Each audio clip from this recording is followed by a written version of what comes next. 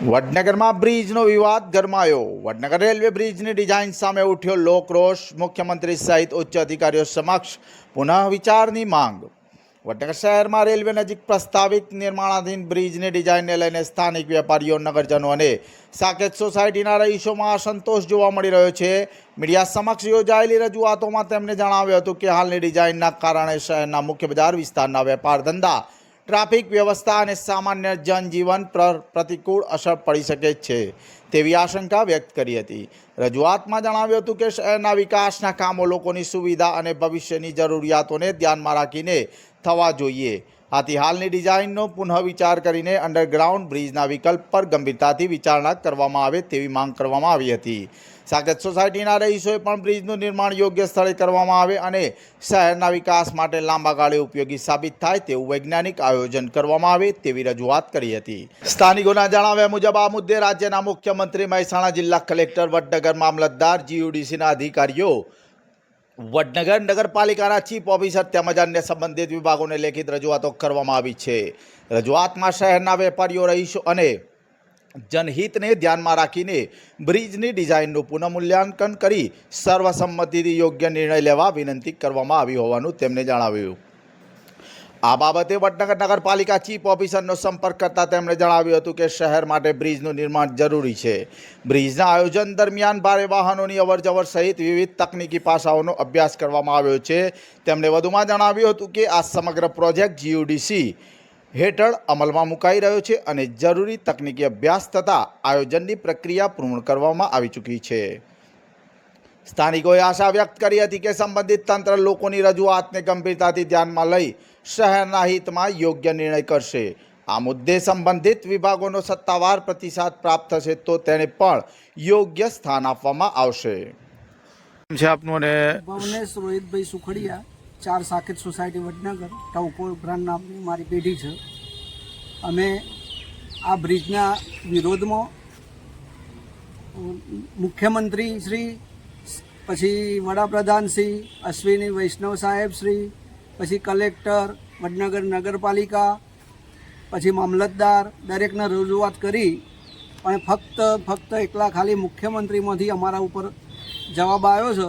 એના સિવાય કોઈ અધિકારીનો, નગરપાલિકાનો કે મામલતદારશ્રીએ કોઈ અમને કંઈ જવાબ આપ્યો નથી.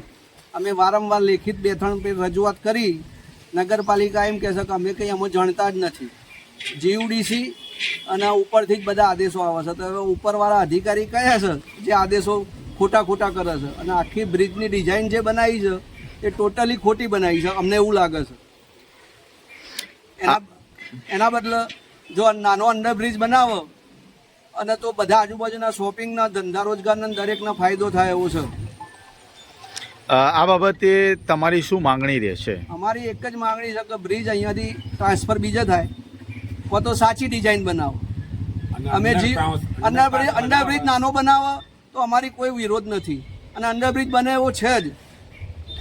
આ વિશે અમે સંજયભાઈ ઠક્કરે વારંવાર મુખ્યમંત્રીને અને CMને આપણે કનુભાઈ દેસાઈને રજૂઆત કરેલી છે. GUDCમાં બી રજૂઆત કરી છે પણ કોઈ લક્ષ લેવા તૈયાર નથી.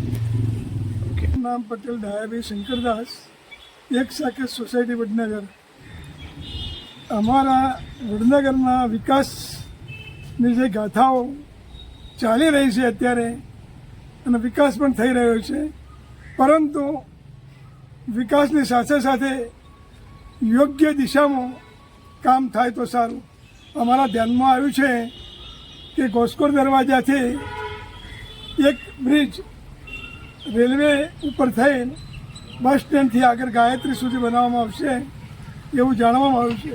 પરંતુ જો સરકારશ્રી 2047ની અંદર જે ભારતનો નકશો બનાવવા જાય છે અથવા જે વિકાસની વાતો કરે છે એ પ્રમાણે અત્યારે દરેક શહેરમાં બાજુમાં થઈને રિંગ રોડ કાઢવામાં આવ્યું છે. તો ભવિષ્યનો વિચાર કરીએ આપણે તો આ બ્રિજની કોઈ જરૂર લાગતી નથી. પરંતુ આ જ બ્રિજ જો સાયન્સ કોલેજથી સીધો બારે ઘોસકોર દરવાજા જાય તો એ ભવિષ્ય માટે પણ સારો છે. અને અત્યારે જોઈએ તો શોર્ટ પણ છે. એ બ્રિજ કરવાથી ખર્ચ પણ ઘટે એવું છે, આ બ્રિજનું ખર્ચ વધે એવું છે. આ બ્રિજ થવાથી માર્કેટને પણ મોટું નુકસાન છે કે બ્રિજ થાય તો સાધનોની અવર જવર બારે જાય. ગામડાઓમાં જે ગામડાઓની પબ્લિક વડનગરમાંથી ખરીદી કરે છે એ સીધી વિસનગરથી ખરીદી કરીને સીધી બ્રિજ ઉપર થઈને જતી રહે તો વડનગરનું જે માર્કેટ રેલવેની આજુબાજુનું છે અથવા શહેરમાં જવાના તરફનું છે અથવા તો બસ સ્ટેન્ડથી આ બાજુનું છે એ બધા બજારને અસર થાય છે.